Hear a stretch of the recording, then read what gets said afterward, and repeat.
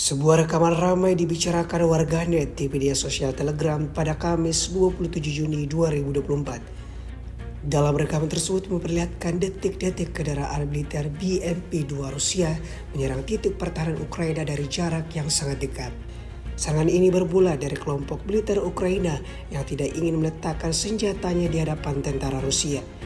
Akibatnya, tentara Rusia langsung meluncurkan serangannya dengan meriam otomatis 2A42 30 mm. Rentan tembakan seketika membuat prajurit angkatan bersenjata Ukraina mundur seketika. Tentara Ukraina yang menolak tawaran menyerah berakhir dalam kerugian yang cukup besar. Hingga video ini beredar, beragam komentar ditulis warganet.